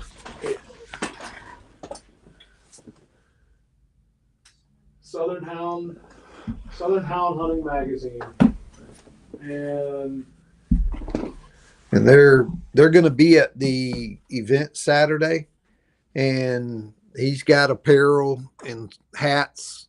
I got one last time he was at the seminar, and they have asked us to. They come out. Let me back up. They have every quarter they have a magazine go out, and they've asked us to have a column in it every edition. So that was wonderful to get the word out, and that's ours from this past January. So Kenny did a good job writing that one up. Thank you. And I seen on their Facebook page, so they need to follow their Facebook page. Yep. They're encouraging. They want a whole magazine with the youth. Yep. And so we had a very young boy that handled a dog on a test and passed. Yep. So that may be something that we share in that next magazine article, because these kids, they're our future, and we need to get them out there. That's why I said my son, hopefully he's able to handle a dog on a test. He's been out there helping judge some of these lines. I shouldn't say judge. He's been out there helping lay lines, and he assisted a judge, by reading the garment and measuring how far the dog got off the line.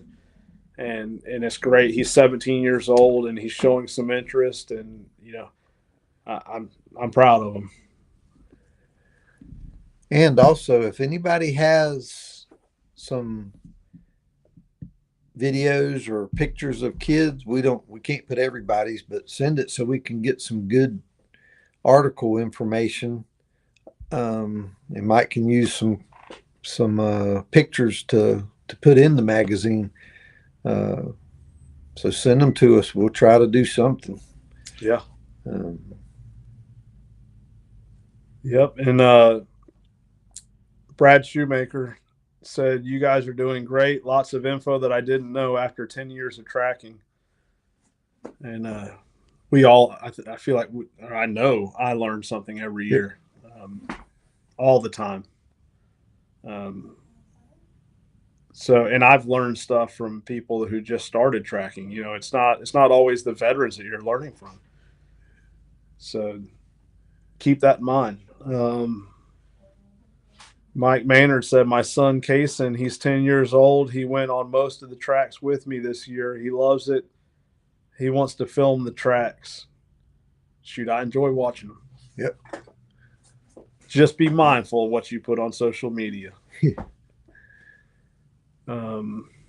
Travis Bozen says, "My 13-year-old daughter goes on as many tracks with me as possible." So share a story about Travis Bozeman. Travis Bozeman is a heck of a houndsman, a woodsman. So years ago I had shoulder surgery, and I think it was, I can't remember if it's the next day or 2 days after my surgery. And this ties into what we talked about earlier. Another tracker, Dustin Williams. Dustin had one of the best dogs I've ever seen, Mac. He passed away this year. Dustin went out there and tracked the deer, and Dustin called me and said, "Man, I don't know what I did. I know the deer's dead." He said, and Dustin tell you to this day, he's like, "Man, I feel like I made a mistake." Anyways, long story short, they called me. I had Xena. Xena was a young pup, so that was a long time ago.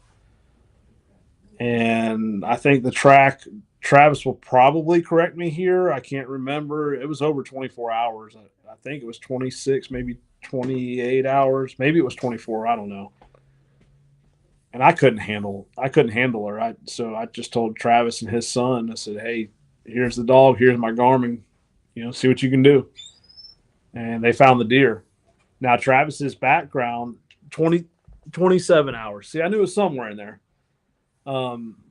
Travis has a background in a lot of other dog work, some retriever field trial stuff, and of course your deer dogs and all that. But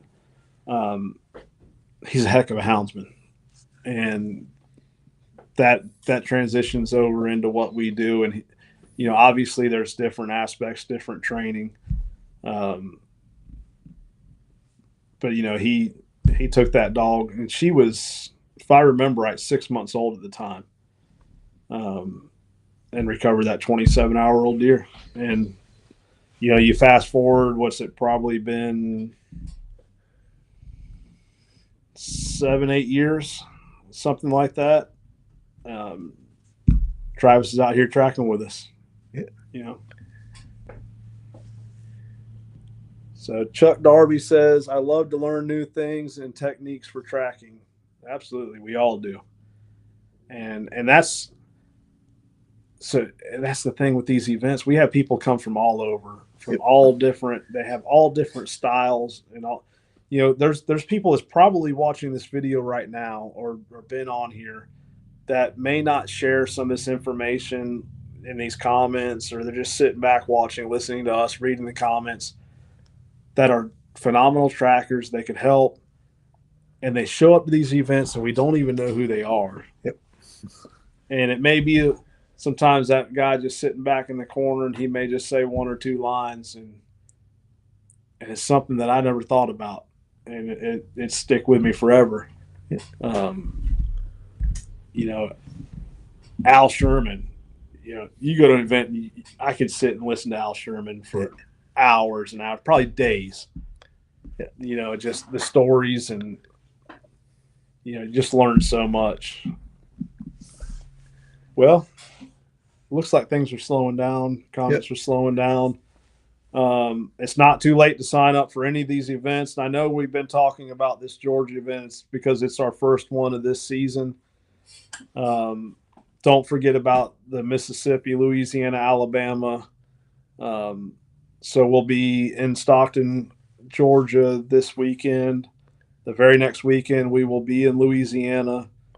Then we'll have a, I guess you'd say, a break. We will be in Alabama. We'll be promoting that one the very next week, and we will be in Mississippi. So if you're, it's not that bad of a drive even from Alabama to the Mississippi event. So come test your dogs or hang out at Alabama and plan to go to Mississippi the next weekend. And as we get more judges, we'll have a bit broader range of where we can do the private tests too. So correct. Just call, ask questions. We'll try to hook up. If you go on the website, you have access to everyone. Where you can, it's under the testing tab. You can email Stacy and request a private test. If we have a judge in the area, her and Carrie will get you squared away. If not, we will find a way to get you some help. Brad Shoemaker, will your events be educational? 100% educational. Yep. Ralph, do you have the outline handy? Nope. Yeah. If not, I can pull it up. I could grab it real quick. Yeah, I mean, I can pull it up on here. I do have it.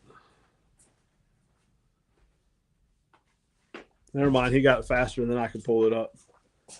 So, Brad, just to kind of share with you our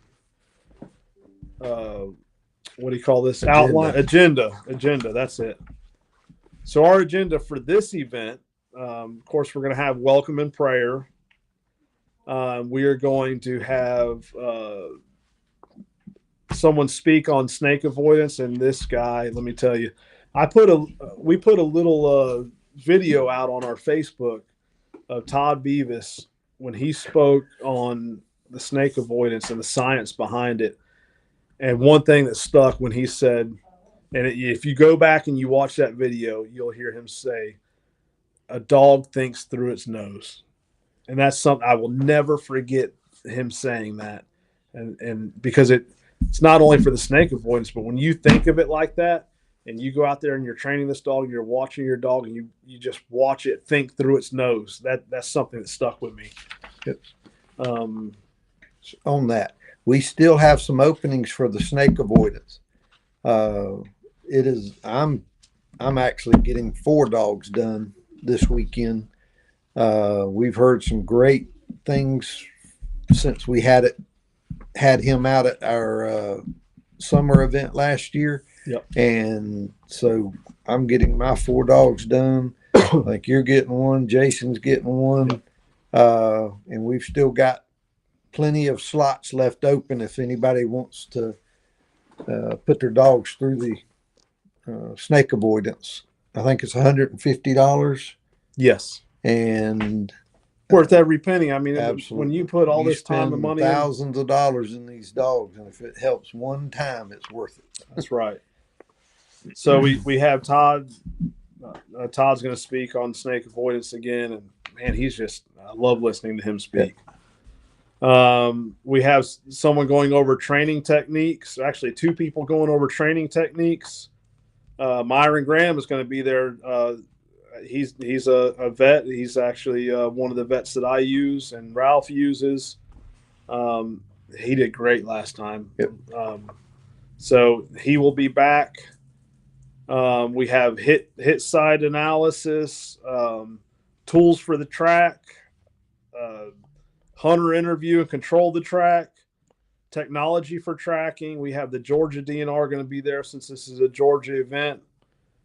What would you do? That was a huge hit in our July event.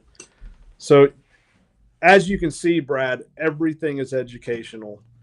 The what would you do topic, if there's anything that you don't want to miss, that's one. That was so much fun. There was a lot of interaction, a lot of audience interaction. We went over different scenarios. We picked on Jason Bell a lot. He makes himself an easy target. Y'all probably seen that last week. I had to get another dig in on Jason there, but we do love Jason. But we put up some pictures, different scenarios, and we asked people, what would you do? What do you think? If you've seen this at a wound bed or a hit site, what would you do? Well, then if you found out these details later on in the track, what would you do? And it wasn't just about hit site and wound bed. There was stuff about how to handle certain situations with hunters and just a lot of really good educational things with a lot of audience participation. That was probably, and you and I put that together, and that was probably my favorite part. And I wasn't even in the audience don't get me wrong, I enjoyed it, but I didn't get it from that perspective, and I still had so much fun with it. Because I've been out on tracks going, I need to bring this up at the next seminar because something weird happened. And I'm sure all of you run into that.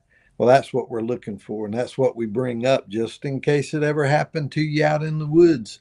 You'll know what to, how we handled it or how it got handled or how not to handle it. Because that doesn't mean it's always a positive thing.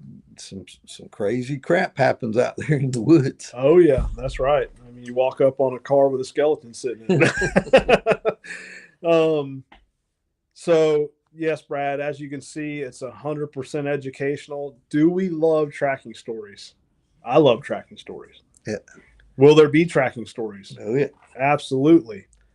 There will be tracking stories within these topics. Yeah, but the focus is educational.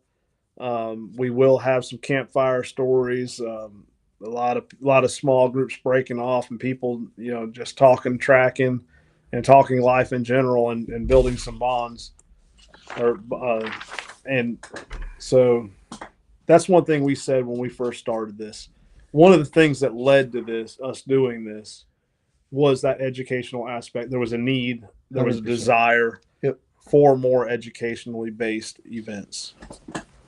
And we got a puppy running by. Kayla thinks she's taking this puppy home.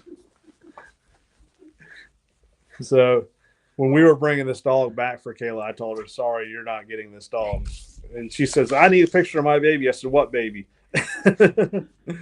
I see that Perry said he wanted to do the snake avoidance.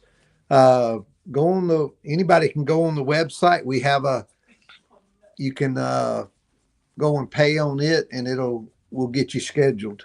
Yes. So, and please go on there and sign up for your membership as well. It does help us to be able to do things like this. Michael Knight, all their dogs get the snake shot every year. There's been a lot of controversy all over the platforms and different vets saying that, the snake vaccine doesn't work. It's made from Western Diamondback and we have Easterns. That is something that Myron Graham went over, the vet that spoke in July. And he is right in the heart of quail plantation country. He treats a lot of these dogs. And if you've ever quail hunted, it is rattlesnake country. It's rattlesnake territory. And he will tell you it 100% helps. It's an extremely high percentage if you get the shots. And if you can get the dog to him in a certain amount of time, which I think it's like 3 hours. Without the vaccine, you have up to 3 hours. Maybe it may not make it that long. But one thing he spoke at, and I'll go back and watch, but one thing he spoke about, he said it significantly increases the amount of time that you have to get there. Gotcha. And it reduces the amount of antivenom that has to be used to treat that bite. Yeah. And it's cheap. Yeah. What was it? It was less than $30. Yeah, it's not.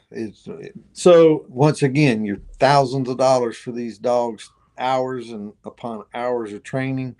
It's just worth it. It's not even a question to me. Yeah. So you and I both had it done on the same day, actually. So I had two dogs. I had one of my bird dogs, and then Otto. I had him, and I need to get the rest in there. But so we went there, and he administered the vaccine. Had to go back 2 weeks later for a booster, right? Yep. It was 2 weeks later for a booster. So the first year you're in just over $50. Then after that, it's once a year. Some vets do it twice a year, but Dr. Graham recommends once a year. So little over $25 a year. If it saves your dog, is it not worth it? And we have had some dogs lost in our state. Some pretty good dogs that got rattlesnake bit.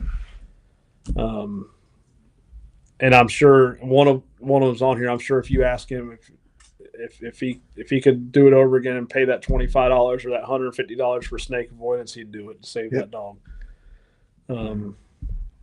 Jason Bell finally chimed in. What in the world? Where have you been, Jason? Your meeting was at 6:30, wasn't it? Come on. Priorities, Jason. He says, if you're interested in starting tracking, this seminar is a good place to get aimed in the right direction. That's right. So Coda Stewart says, I'm late, but I'm here now. And Coda, we've been talking about you a lot in this video tonight. Yeah, that was some good dog work. And Perry Lawrence, vets down here won't give it. Said it won't help with the Eastern, need to find one. Perry, go see Dr. Graham. Yep. He will be there at the event, and I know he will gladly take Jed as a patient. And I know it's a drive. He's in Valdosta, Georgia, but you come up and you hunt Perry. It's not that far from Perry. Drive up there. I drive 2 hours for every visit now because of his attitude, his, once again, customer service scenario that I'm so highly on, and he's passionate about our dogs, and that's hard to find sometimes. So I made a decision last year. I'm going to, after the seminar, I'm going, and he's going to be my vet. The main one was, he said, if you're my customer, you call me at 3 a.m, I'm coming up to the hospital to take care of your dog if you need me to. That's right. All I needed to hear, because we don't get in trouble at lunchtime usually. No. It's when nothing's open and you're panicking. And I said, that's what I need. So, and I will tell you from personal experience, I know for a fact he's not lying, because we needed him. It was a Sunday. I want to say we got there at 6 o'clock at night or in the evening on a Sunday, and he was out eating. Yeah, he was out to dinner, and Brandy called him and said, hey, we got a sick dog. We need some help. He said, when can you be at my office? And we got there, and he was there waiting on us. And not just that same dog, they treated that dog and ended up having an issue that it was out of anyone's hands.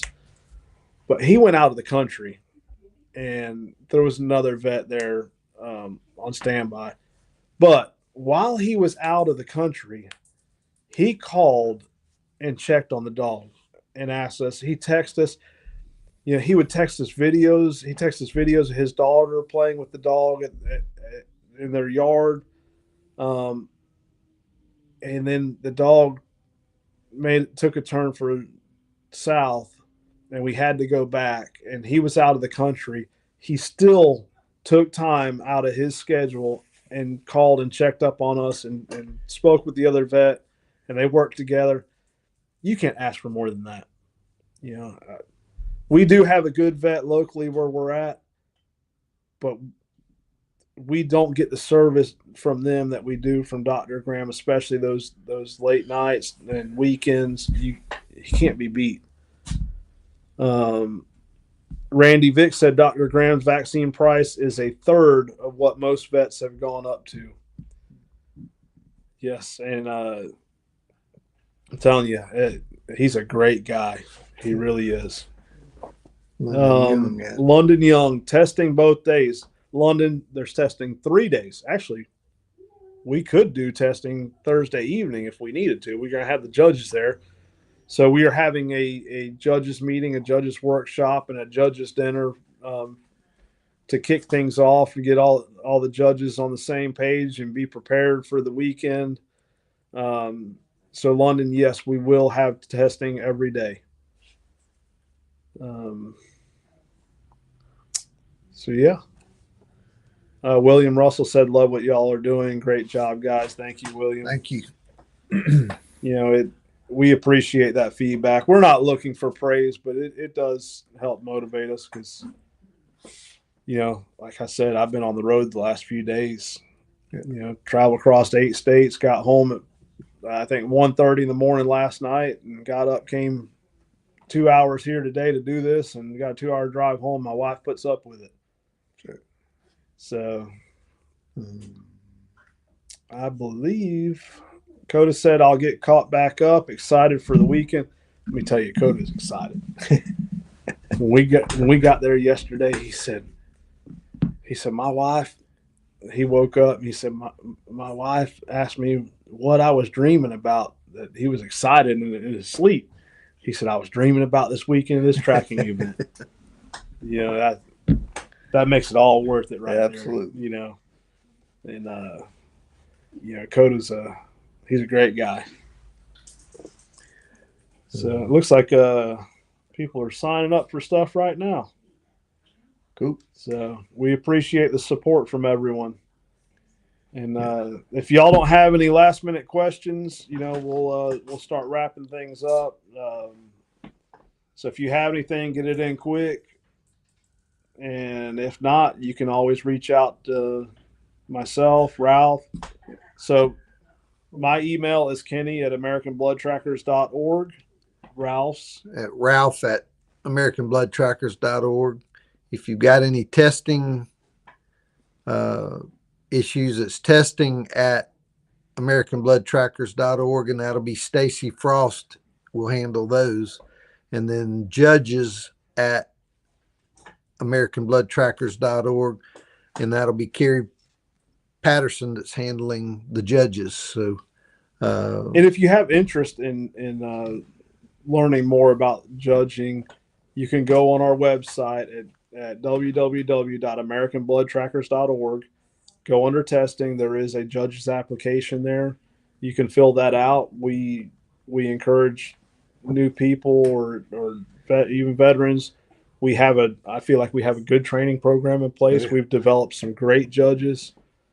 And we thoroughly appreciate everyone's support here.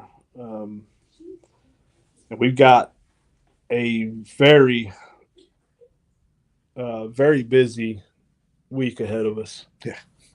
The next week and a half. Whew. Yes. So, and are we going to do a live one next week, or are we going to be too busy next week getting ready for the other one? It's up to you. Well, it's up to you. You got a 2-hour drive, but we'll let y'all know ahead of time again if we're going to do next. As Tuesday. right now, my schedule's open. We'll probably go. I will probably go live or we will probably go live at this event. Oh yeah. And we are going to we're not going to record the whole thing. We're going to get some video footage though. Yep. We're all really busy. We had a videographer at the last one and it was a help. He's busy for this one, but we will get some footage to share with everyone. Jason's son, he does drone work, and he's going to come help us do a little bit of drone video. And Really? Yep. If it's not raining, Okay. or if it's raining, where he normally works, because then he won't be able to fly. So we might have a drone. Perfect. Perfect. And I did just purchase a drone. I got to learn how to fly that thing. I did purchase the insurance. Yeah. Because I figure I'm going to end up crashing it or in a tree or something. And I got 2 boys that will probably sneak it out and tear it up on me. Infrared? What's that? Infrared? I don't know. I don't know if I want to admit or not. No, that is coming. That is coming. That is not for this one, or this one does not have that feature, but that is coming. So again, we appreciate the support. You know how to reach out to us, and we'll help in any way we can. We've had a couple of, before we go, we've had a couple of people ask us about the tracking shoes, and you can message Darren Miner about the shoes. And let me see, I'll tag him here so that everyone can, we'll see if it'll let me. If not, okay, this program will not let me tag him, but I will go back on later on every platform and I will tag Darren Miner. So. Yep. And that's all I can think of right now. Yeah, I can't think of anything else. If you guys have any questions at any point, you know, you can shoot us a message on Facebook, on the American Blood Trackers group or page. Join the American Blood Trackers group. It is open to anyone. Yep. You know, we do screen. Thank you, Jason, for tagging the right person this time. So feel free to get on the American Blood Trackers group. There's a lot of people with a lot of knowledge. It'll help with any questions you may have. You know, we encourage story sharing, questions, and you can ask questions all week that we will bring up in our videos. So we appreciate everyone, and we are going to sign off. All right. See y'all next week.